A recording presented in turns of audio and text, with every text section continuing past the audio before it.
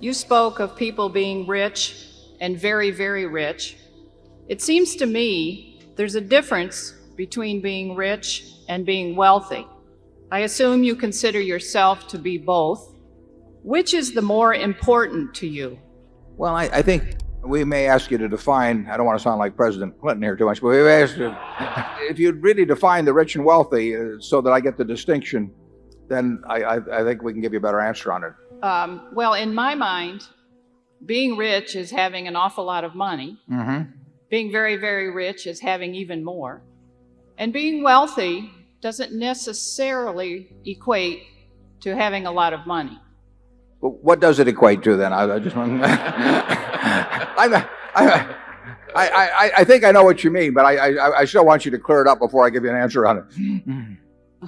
Well, this, of course, is my opinion. I mean, you can be wealthy in health, for example, and I agree with you that certainly there'd be nothing you'd value more than good health for you, yourself and your family. But you go ahead.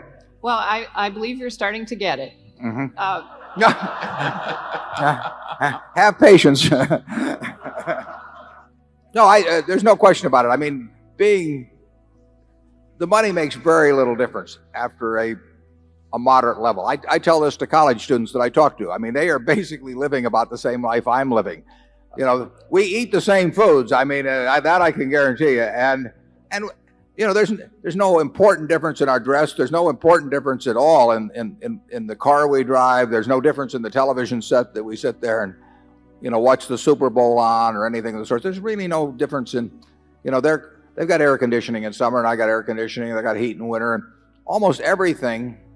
So any importance in daily life, we equate on. The one thing I do is I travel a lot better than they do. Net jets. So the travel I do a lot easier than they do. Everything else in their lives, it just I'll switch places anytime. It doesn't make any difference. Then you get down to the things of health and who loves you. I mean that's.